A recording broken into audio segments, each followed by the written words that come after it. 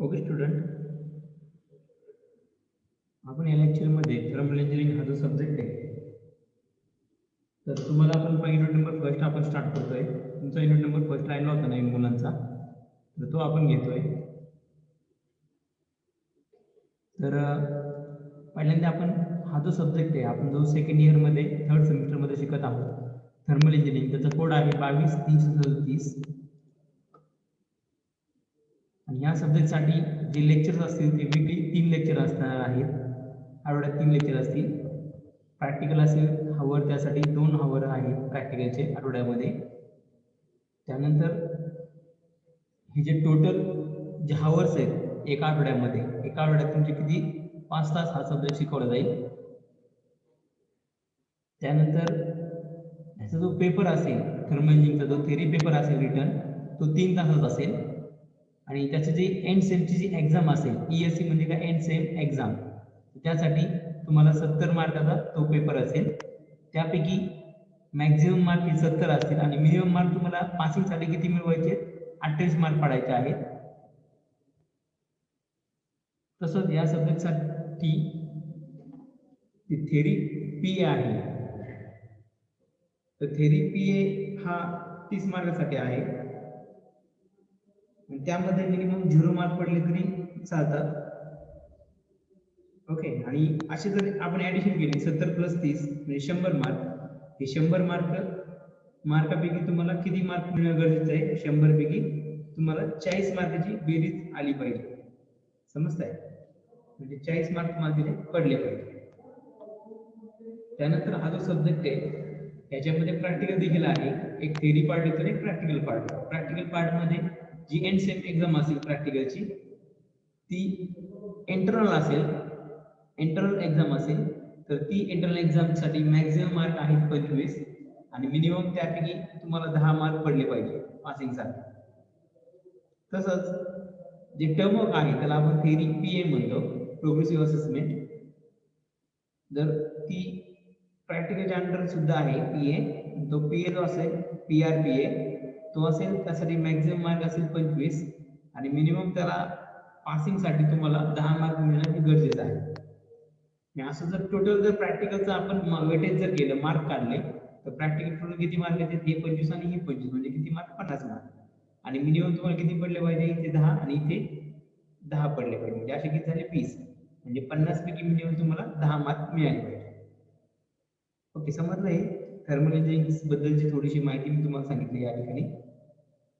म्हणजे टोटल हा सब्जेक्ट किती मार्कला आहे, हा 100 + 50 मार्क, असे 150 मार्काचा हा विषय आहे. ओके, आता ह्या सब्जेक्ट मधून आपल्याला हा जो कोर्स आहे आपला थर्मल इंजिनिअरिंगचा, हा जो विषय आहे त्याला आपण म्हणतो कोर्स. तो जो कोर्स आहे थर्मल इंजिनिअरिंगचा सब्जेक्ट म्हणजे तो कोर्स आहे.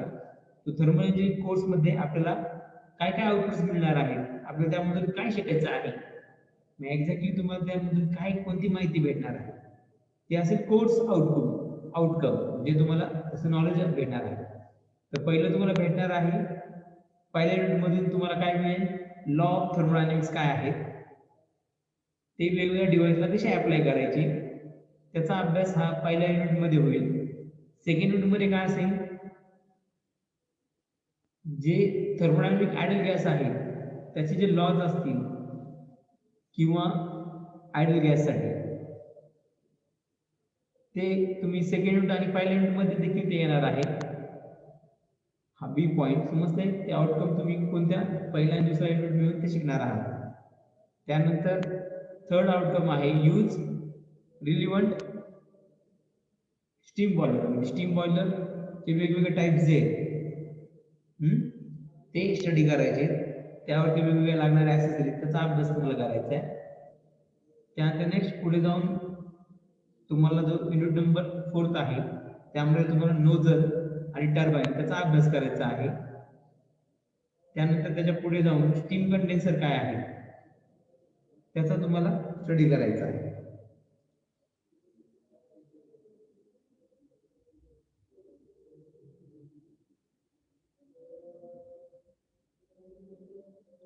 ओके, हे तुमच्या आउटकम्स असणारे कोर्स आउटकम. म्हणजे तुम्हाला या ठिकाणी बॉयलर चा अभ्यास करायचा आहे ना, नोझल आणि टर्बाईन त्याचं नॉलेज घ्यायचं, त्याचा यूज कसा करायचा त्या नॉलेजचा, नोझलचा आणि टर्बाईनचा, तसंच बॉयलरचा त्या नॉलेजचा, तसंच कंडेन्सर त्याच्याबद्दल जे काही नॉलेज घेतलेलं आहे त्याचा यूज कसा करायचा प्रिल्यूड पद्धतीने, योग्य पद्धतीने, ते तुम्हाला शिकायचं आहे या ठिकाणी. त्यानंतर नेक्स्ट पुढं आहे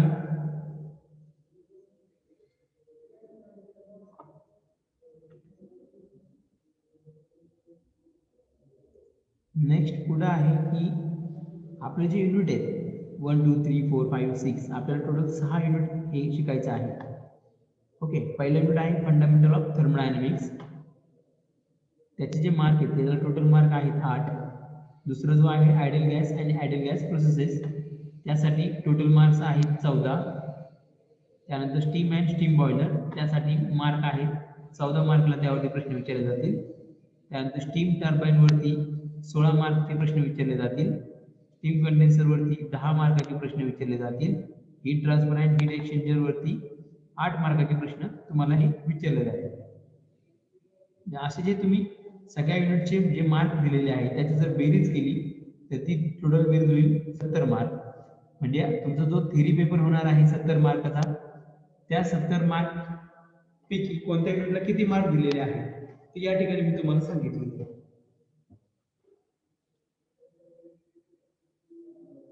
ओके, त्यानंतर आता आपण येऊया थर्मल इंजिनिअरिंग, की एक्झॅक्टली थर्मल इंजिनिअरिंग काय आहे. तर थर्मल इंजिनिअरिंग ही एक ब्रँच आहे मेकॅनिकल इंजिनिअरिंगची, बरोबर. आता तुम्ही मेकॅनिकल आहात आणि मेकॅनिकल इंजिनिअरिंगमध्ये हा सब्जेक्ट शिकता थर्मल इंजिनिअरिंग. म्हणजे थर्मल इंजिनिअरिंग काय आहे, एक मेकॅनिकल इंजिनिअरिंगची एक ब्रँच आहे, समजतंय. आणि ज्याच्यामध्ये आपण काय स्टडी करतो, मोमेंट ऑफ हीट एनर्जी जी आहे त्याची मोमेंट कशी होते आणि त्या हीट एनर्जी ट्रान्सफर कशी होते त्याचा आपण काय करतो, स्टडी करतो, समजतंय. म्हणजे हीट एनर्जी एका ठिकाणी दुसऱ्या ठिकाणी कशी जाते, परत त्या हीट एनर्जीचं ट्रान्सफर आपण दुसऱ्या एनर्जीमध्ये करतो, मेकॅनिकल एनर्जीमध्ये किंवा वर्कमध्ये. मग ती जी ट्रान्सफर करतो ती ट्रान्सफर कशी करतो त्याचा अभ्यास आपण या थर्मल इंजिनिअरिंगमध्ये शिकणार आहोत किंवा करणार आहोत. हे समजलं थर्मल इंजिनिअरिंग म्हणजे काय. थर्मल इंजिनिअरिंग ही एक मेकॅनिकलची ब्रांच आहे आणि ज्यामध्ये आपण कशाचा अभ्यास करतो, हीट एनर्जीचा अभ्यास करतो. तसंच ती हीट एनर्जी एका ठिकाणी दुसऱ्या ठिकाणी कशी जाते, कशी पास होते, तिचा अभ्यास करणार आहोत. तसंच आपण त्या हीट एनर्जीचा मेकॅनिकल वर्कमध्ये कन्व्हर्जन कसं करू शकतो त्याचा देखील आपण या ठिकाणी अभ्यास या थर्मल इंजिनिअरिंगमध्ये करणार आहोत, समजतंय. मग ही जी ब्रांच आहे ज्याच्यामध्ये आपण हा अभ्यास करतो त्याला आपण म्हणतो थर्मल इंजिनिअरिंग. जसं की या ठिकाणी तुम्हाला दाखवलं एक रॉड आहे, या ठिकाणी त्या रॉडचे 2 एंड आहेत, दिसतोय हा रॉड ए बी, त्याचा एक एंड आहे ए आणि दुसरा एंड आहे बी. मग हा जो रॉड आहे ए बी, समजतंय. सपोज ह्या ए एंडला जर मी गरम केलं, तापवलं, समजतंय मी काय म्हणतोय ते. सपोज ह्या ए एंडला मी काय केलं, गरम केलं, म्हणजे या ठिकाणी मी काय केलं, हीट एनर्जी दिली त्या ए एंडला, समजतंय. याला जर तापवलं मी तर काय होईल, हा ए एंड काय होईल, गरम होईल आणि हीट कशी ट्रान्सफर होईल, ह्या ए एंड कडून बी एंड कडे, समजतंय. हीट कशी ट्रान्सफर होईल, ए एंड कडून बी एंड कडे, समजतंय. ह्या ए एंड कडून कुठे जाईल ती हीट बी एंड कडे जाईल. हे म्हणजे होतं हीट कशी ट्रान्सफर होईल ए कडून बी कडे, समजतंय. म्हणजे या ठिकाणी आपण काय केलं, सुरुवातीला हा ए एन काय आहे, आपण जर गरम केला तर हा ए एन काय होतं, त्या ठिकाणचं टेम्परेचर तापमान वाढतं. त्यानंतर बी एन तर थंड आहे, मग मग तुम्ही वाटलंच तर एकदा घरी पण आपल्याला असा अनुभव येतो नाही का बऱ्याचदा, एक उलथनं वगैरे असतं नाही का घरामध्ये स्वयंपाक वगैरे करताना, ते उलथनं ज्यावेळेस आपण गॅसच्या ठिकाणी तव्यावरती नेतो त्यावेळेस त्याचं एक एंड काय होतं, ए एंड काय होतं, गरम होतं, बी एंड आपल्या हातात असतो. मग कालांतराने ते उलथनं जर तापत तापत गेलं तर काय होतं, तो बी एंडला आपल्याला तो बी एंड पण काय होतो कालांतराने गरम होतो. म्हणजे काय होतं, त्या ए एंड गरम असलेली त्याची जी हीट आहे ए एंडची, ती हीट कुठे जाते, बी कडे ती ट्रान्सफर होते. समजते, त्या हीट एनर्जी काय होते, मुवमेंट होते, मोमेंट ऑफ हीट एनर्जी, तिचं काय झाले मुवमेंट आहे. समजतंय? मग ही जी मुवमेंट आहे त्याचा अभ्यास आपल्याला कशामध्ये करायचा आहे, थर्मोडायनामिक्स मध्ये. आणि तसंच ही जी हीट आहे त्या हीटचं रूपांतर आपण वर्क मध्ये करू शकतो, तर त्याचा देखील आपल्याला अभ्यास या थर्मल एनर्जी मध्ये करायचा आहे. ओके, समजलं हे? आता आपण येऊया unit number first. Unit number first जो आपल्याला घ्यायचा आहे तो आहे फंडामेंटल ऑफ थर्मोडायनामिक्स. ह्याच्या नावातच सगळं काय आहे, जे काही थर्मोडायनामिक्सचे जे काही कन्सेप्ट आहेत, जे फंडामेंटल कन्सेप्ट आहेत, बेसिक कन्सेप्ट आहेत, ते आपल्याला पहिल्या युनिटमध्ये शिकायचे आहे. फंडामेंटल म्हणजे काय, बेसिक कन्सेप्ट. समजतंय? त्या बेसिक कन्सेप्ट ज्या आहेत फंडामेंटलच्या, त्या आपल्याला युनिट नंबर फर्स्ट मध्ये स्टडी करायच्या आहे. आणि हा युनिट जो आहे तो त्यावरती एक 8 मार्काचे प्रश्न तुम्हाला एमएसबीटी एक्झाम मध्ये विचारले जातात. ओके, तर आपण हा युनिट स्टार्ट करूया. तर सर्वप्रथम पहिली कन्सेप्ट आहे thermodynamic system. Thermodynamic system.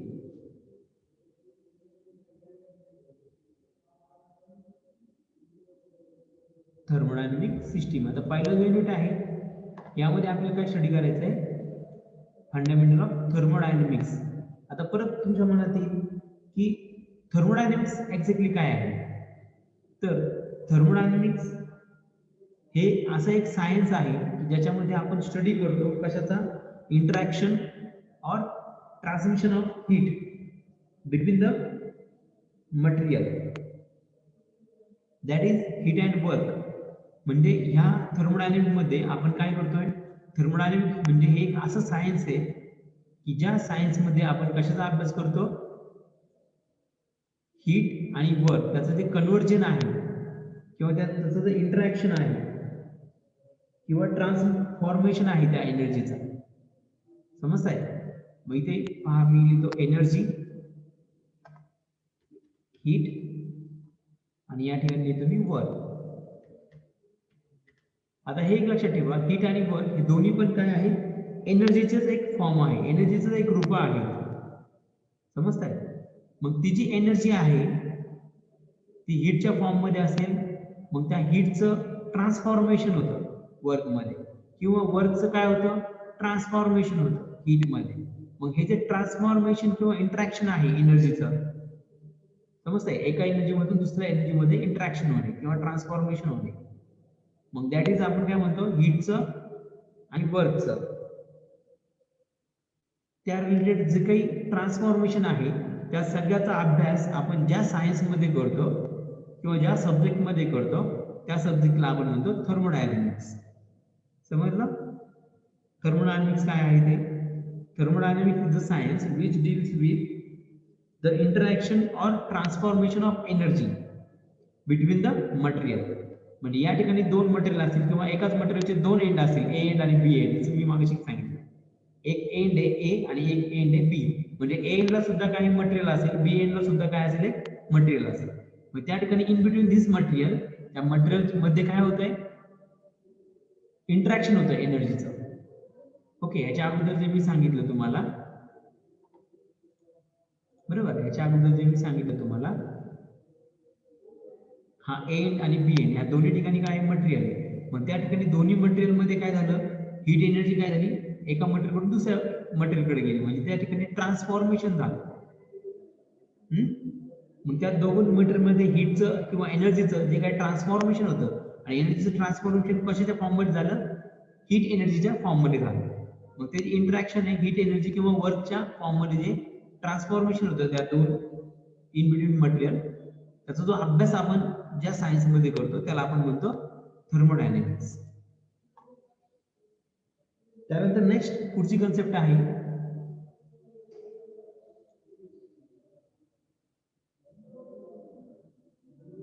Thermodynamics system म्हणजे काय. तुम्हाला फंडामेंटल ऑफ थर्मोडायनामिक्स समजलं. थर्मोडायनामिक्स म्हणजे काय की सपोज एखादं मटेरियल असेल, दोन वेगवेगळे किंवा बॉडीज असतील, त्या बॉडीमध्ये जे काही दोन बॉडीमध्ये इंटरॅक्शन होतं एनर्जीसाठी, आणि एनर्जीचे कोणते फॉर्म असतील ते हीट अँड वर्क.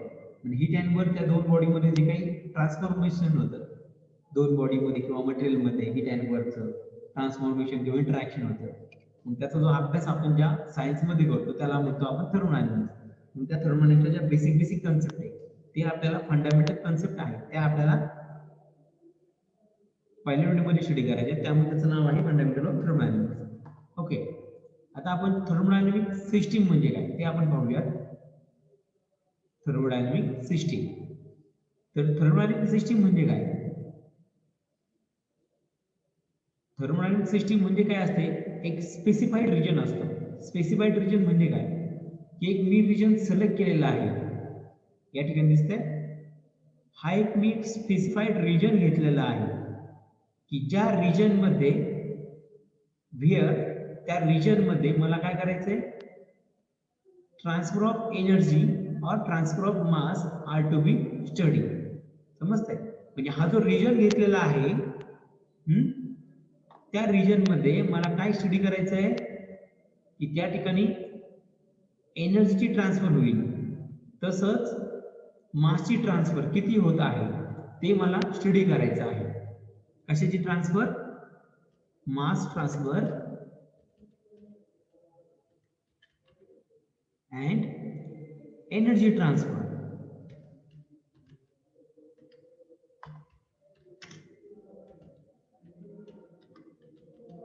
समजताय. म्हणजे हा एक स्पेसिफिक रिजन आहे जो मी घेतलाय आणि त्या रिजन मध्ये मला काय करायचंय, मास ट्रान्सफर किती होते, एनर्जी ट्रान्सफर काय होते ती मला काय करायची, आर टू बी स्टडीड. जे मला काय करायचं त्याचा अभ्यास करायचा आहे. समजतंय. मग हा जो रिजन आहे त्या रिजनला मी काय म्हणतो, थर्मोडायनामिक सिस्टीम. समजतंय.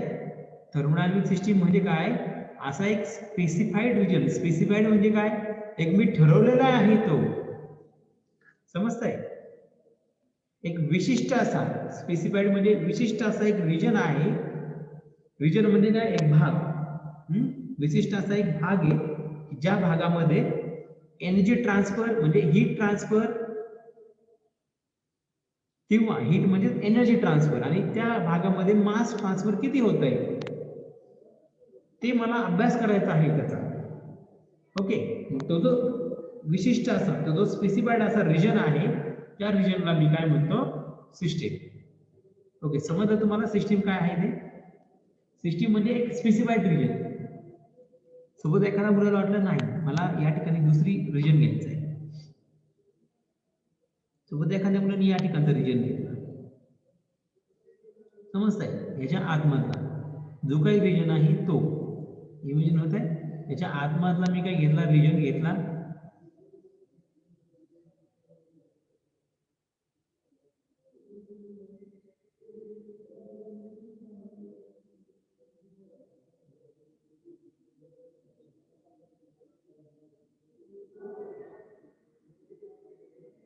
समजतंय. हा रिजन मी घेतला आणि ह्या रिजन मध्ये मला काय स्टडी करायचं आहे, हा एक स्पेसिफाईड मी रिजन घेतला आणि ह्या रिजनच्या आतमध्ये मास ट्रान्सफर किती होते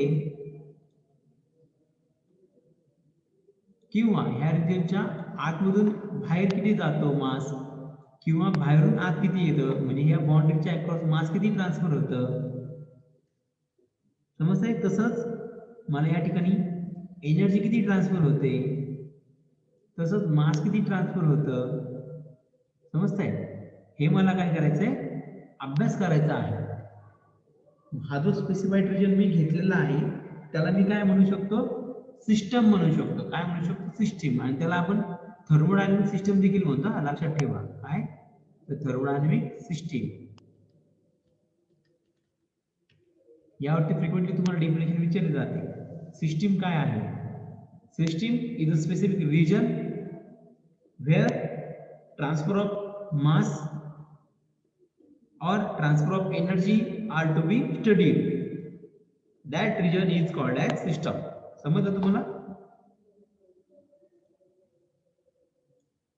ओके. त्यानंतर पुढची कन्सेप्ट आहे बाउंड्री. नेक्स्ट पुढची कन्सेप्ट आहे बाउंड्री. तर बाउंड्री म्हणजे काय? आता ही जी सिस्टीम आहे ही काय करतो, या सिस्टीमची एक बाउंड्री आहे बरोबर का? त्या बाउंड्रीच्या आतमध्ये काय आहे? सिस्टीम. समजतं? म्हणजे आपण असंही म्हणू शकतो बाउंड्री ही काय असते, एक रिअल असेल. रिअल म्हणजे प्रत्यक्षात. रिअल म्हणजे काय? प्रत्यक्षात. प्रत्यक्षात म्हणजे काय? सपोज तुम्ही जर असं कन्सिडर केलं, तुमची जी रूम आहे ज्या ठिकाणी तुम्ही राहता, किंवा जो एखादा सपोज क्लासरूम धरा, एक क्लासरूम मध्ये एक रूम आहे आणि एखाद्या मुलाला जर असं करायचं की त्या रूम मध्ये किती, त्या रूमच्या बाहेरून मास ट्रान्सफर होते किंवा एनर्जी ट्रान्सफर होते त्या रूम मध्ये, त्याला जर त्याचा अभ्यास करायचा असेल त्या रूमच्या आतील भागाचा, तर तो आतील भाग जो रूमचा आहे त्याला आपण काय म्हणू शकतो? सिस्टीम. त्याला काय म्हणतो आपण? सिस्टीम. त्या सिस्टीम, त्या रूमचा आतील भाग झाला सिस्टीम. का? कारण त्या ठिकाणी मला मास ट्रान्सफर आणि एनर्जी ट्रान्सफर किती होते त्याचा मला स्टडी करायचा आहे. मग ती रूम काय झाली? सिस्टीम. सोबत या ठिकाणी तुम्हाला पहा, ही सपोज क्लासरूम आहे. ही क्लासरूम मध्ये तुम्हाला काय स्टडी करायचं आहे? या क्लासरूमच्या आतमध्ये किती एनर्जी आणि मास काय होतं? ट्रान्सफर होतंय. हे काय करायचं आहे? स्टडी करायचं आहे ह्या रूम मध्ये. समजतंय? मग सपोज ती रूम झाली तुमची सिस्टीम. ती रूम काय झाली?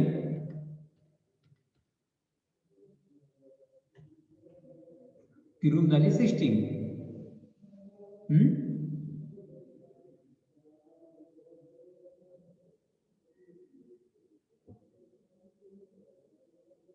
ओके. ही झाली तुमची रूम, म्हणजे तो सिस्टीम असेल तुमचा. म्हणजे त्या सिस्टीमच्या आतमध्ये तुम्हाला मास आणि एनर्जी ट्रान्सफर हे स्टडी करायचं आहे. मग त्या रूमच्या ज्या भिंती असतील, ह्या ज्या रूमच्या भिंती तुम्हाला दिसत आहे, समजतंय? ह्या ज्या रूमच्या तुम्हाला भिंती दिसत आहे या ठिकाणी, ती भिंत म्हणजे काय झाली? त्या रूमची बाउंड्री झाली. समजते का? त्या रूमची बाउंड्री ना ती, की ज्या बाउंड्रीच्या आतमध्ये सिस्टीम आहे. ह्या बाउंड्रीच्या आतमध्ये काय आहे? सिस्टीम. समजते का? म्हणजे जी वॉल आहे, त्या सगळं वॉल, त्यानंतर खालचा फ्लोअर आणि वरचा स्लॅब, सगळ्यांनी मिळून काय झालं? त्याचं कवच तयार झालं ना, बाहेरचं कवच. त्या कवचाच्या आतमध्ये ती सिस्टीम आहे जिच्यामध्ये आपल्याला अभ्यास करायचा आहे, एक ट्रान्सफर आणि मास ट्रान्सफर. मग ती काय झाली? बाउंड्री झाली. मग ती बाउंड्री कशी आहे? रिअल. रिअल म्हणजे काय? ती प्रत्यक्षात आहे, प्रत्यक्षात अस्तित्वात आहे. किंवा तुम्ही जर असं कन्सिडर केलं, त्या रूमच्या आतमध्ये तुम्ही काय केलं? एक इमॅजिनरी, एक इमॅजिन केलं, एक छोटासा भाग घेतला असा इमॅजिन करून, नाही का? एक इमॅजिन करून एक छोटासा भाग घेतला, पण प्रत्यक्षात त्याला भिंतच नाहीये. समजतंय? प्रत्यक्षात तुम्ही एक भाग ठरवला इमॅजिन करून की एवढा एवढा भाग आहे, तेवढ्याच भागामध्ये मला हीट ट्रान्सफर आणि एनर्जी ट्रान्सफर किती होते या भागामध्ये, तेवढंच फक्त मला ट्रान्सफर करायची ह्या भागामध्ये. समजतंय? मग हा भाग काय केला मी? याची बाउंड्री काय केली? इमॅजिन केली. ती प्रत्यक्षात आहे का? तर प्रत्यक्षात नाही. ती मी काय केली? इमॅजिन केली. त्यामुळे बाउंड्री ही कशी असू शकते? प्रत्यक्षात असू शकते किंवा ती इमॅजिनरी असू शकते. समजतंय? म्हणजे बाउंड्री ही रिअल म्हणजे प्रत्यक्षात असू शकते किंवा ती इमॅजिनरी पण असू शकते. इमॅजिनरी म्हणजे काय?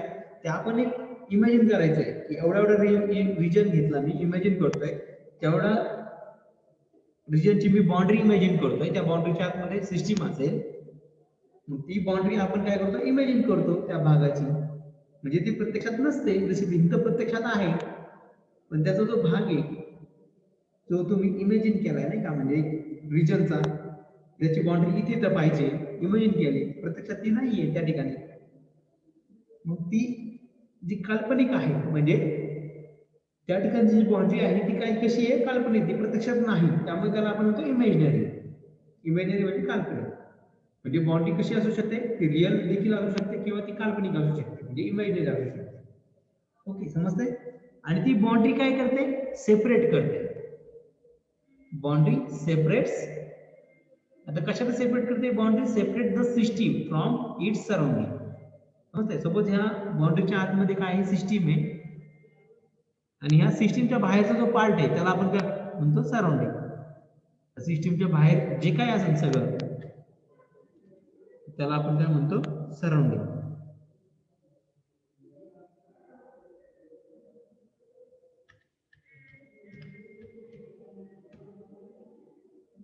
समजतंय? सराउंडिंग काय आहे? Everything outside the system is called as surrounding.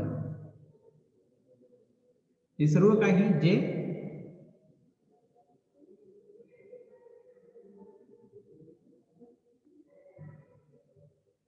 समजतंय, ते सर्व काही जे काय आहे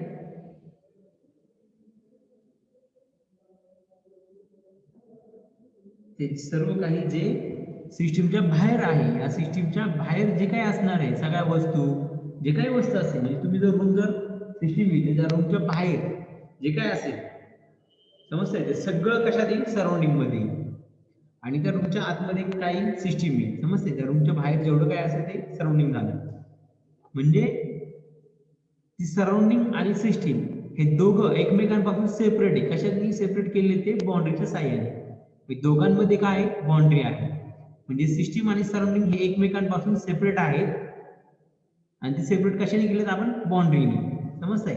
म्हणजे तुम्ही म्हणू शकता बाउंड्री ही रिअल असते किंवा बाउंड्री काय असते, इमॅजिनरी असते.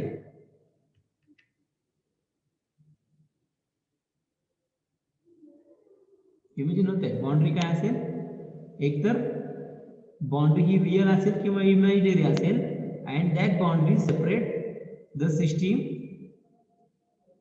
from its surrounding. म्हणजे बाउंड्री काय करते, सिस्टीम आणि सराउंडिंगला काय करते, सेपरेट करते.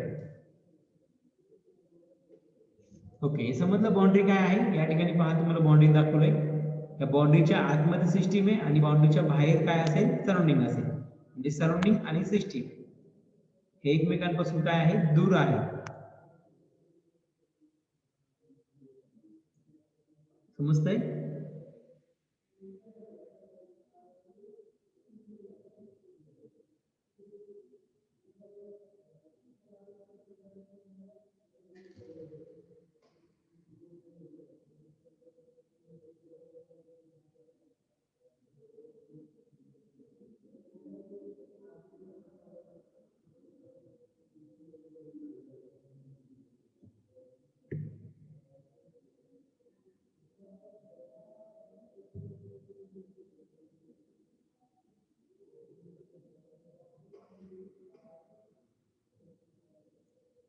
त्यानंतर नेक्स्ट पुढचं आहे सराउंडिंग. जर सराउंडिंगची डेफिनेशन तुम्हाला विचारली, सराउंडिंग म्हणजे काय, एव्हरीथिंग आउटसाइड द सिस्टीम. सिस्टीमच्या बाहेर, सिस्टीमच्या आउटसाइड म्हणजे काय, बाहेर जेवढं काय असेल, त्या सिस्टीमच्या बाहेरचं जेवढं काय वस्तू असेल, जे काय असेल, समजतंय, त्याला आपण काय म्हणतो, सराउंडिंग म्हणतो. म्हणजे एव्हरीथिंग आउटसाइड म्हणजे बाहेर असणे. एव्हरीथिंग आउटसाइड द सिस्टीम, सिस्टीमच्या बाहेर जे काय आहे त्याला आपण काय म्हणतो, सराउंडिंग म्हणतो. इमॅजिन होत आहे, सराउंडिंग म्हणजे काय, एव्हरीथिंग आउटसाइड द सिस्टीम. या सिस्टीमच्या बाहेर जे काय आहे त्याला आपण काय म्हणतो, सराउंडिंग म्हणतो. आणि हे जे आहे, ही सिस्टीम आणि सराउंडिंग हे जर आपण एकत्र पुट केले, सिस्टीम सराउंडिंग हे जर एकत्र पुट केले तर काय होईल, ते होतं युनिव्हर्स. त्याला काय म्हणतो आपण, युनिव्हर्स. ह्याला काय म्हणतो आपण, युनिव्हर्स.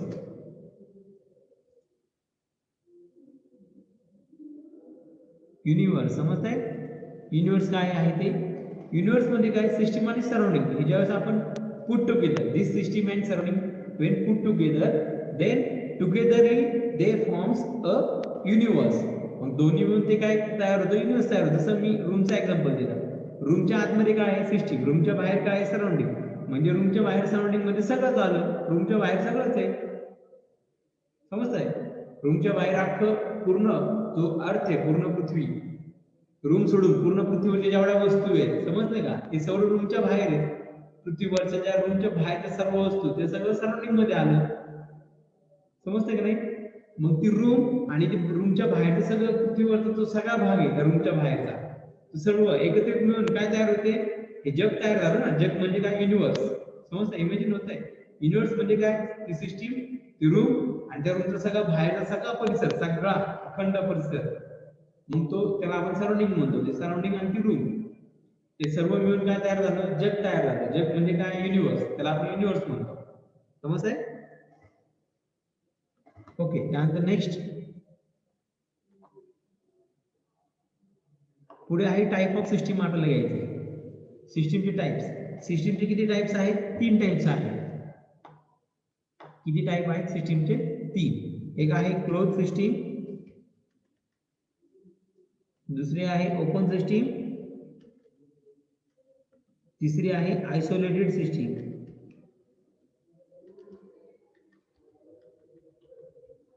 आता हे जे टाइप्स आहेत ते कशानुसार पडलेत, म्हणजे ते डिपेंड्स आहेत.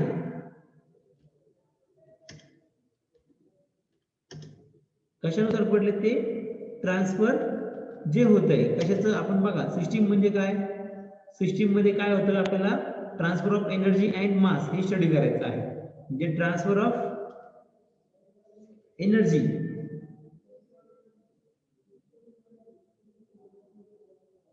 ट्रान्सफर ऑफ एनर्जी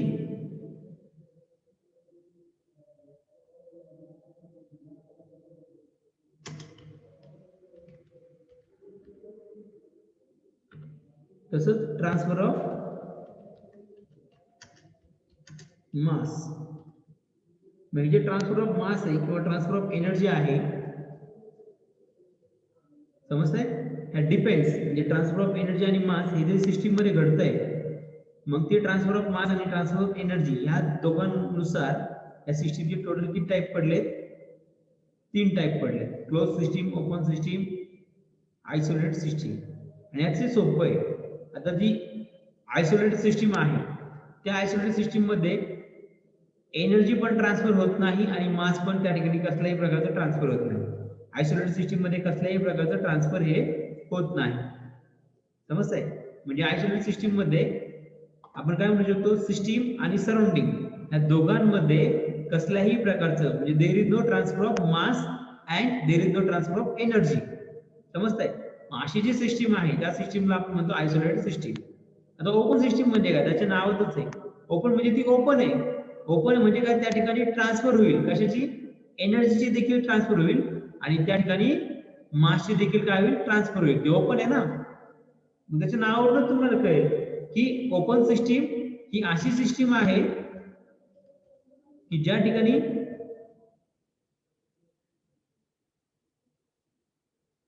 एनर्जीची ट्रान्सफर होऊ शकते आणि मासचं देखील ट्रान्सफर होऊ शकते. दोघांचं काय होऊ शकतं, ट्रान्सफर होऊ शकते. त्यामुळे त्याला आपण काय म्हणतो, ओपन सिस्टीम म्हणतो. समजतंय, ओपन सिस्टीम. त्यानंतर नेक्स्ट आहे क्लोज सिस्टीम. आता क्लोज सिस्टीम म्हणजे काय,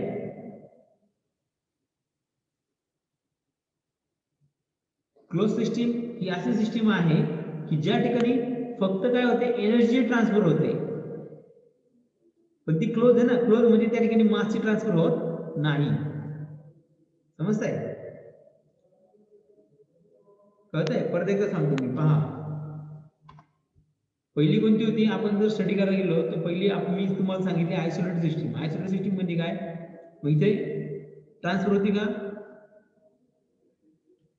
no transfer of energy, not transfer of energy and there is not transfer of mass. म्हणजे तिथे ट्रान्सफर ऑफ एनर्जी पण होत नाही आणि ट्रान्सफर ऑफ मास देखील होत नाही सिस्टीम आणि सराउंडिंग मध्ये.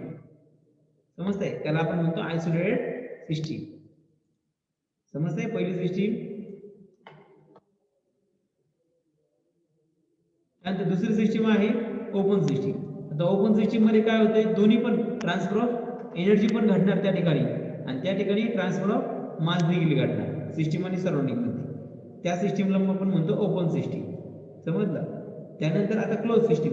क्लोज म्हणजे ही बंद आहे. बंद असेल म्हणजे त्या ठिकाणी नॉट ट्रान्सफर ऑफ मास, म्हणजे त्या ठिकाणी मासचं ट्रान्सफर होईल का, नाही होणार. But there is transfer of energy, पण त्या ठिकाणी एनर्जी ट्रान्सफर होऊ शकतं सिस्टीम आणि सराउंडिंग मध्ये. मग ती जी सिस्टीम आहे त्याला आपण काय म्हणतो, क्लोज सिस्टीम.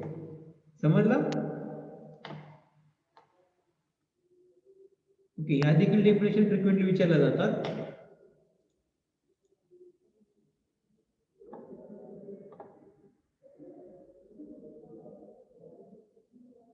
हा या ठिकाणी क्लोज सिस्टीम. क्लोज सिस्टीम म्हणजे काय? इन दिस सिस्टीम ओनली, किंवा या ठिकाणी मी आयसोलेटेड आपण अगोदर घेऊ. आयसोलेटेड सिस्टीम म्हणजे काय? आयसोलेटेड सिस्टीम, आयसोलेटेड सिस्टीम अशी सिस्टीम आहे की ज्या ठिकाणी where no heat no work may be cross और may be transfer between system and surrounding, असं लिहिलं तरी चालेल. मग त्या ठिकाणी no heat and no work, तिथे वर्क आणि हीट हे दोन्हीही ट्रान्सफर होत नाही. तर तुम्ही असं म्हणू शकता there is no transfer of, असंही म्हणू शकता the system in which isolated system is a system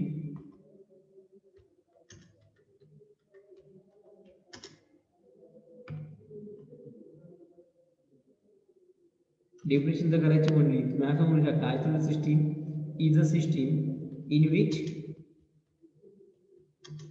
there is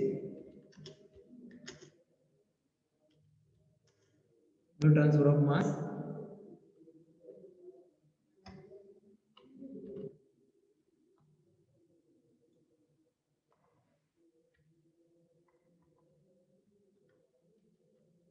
no transfer of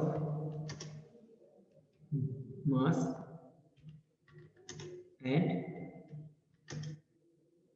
energy, and no transfer of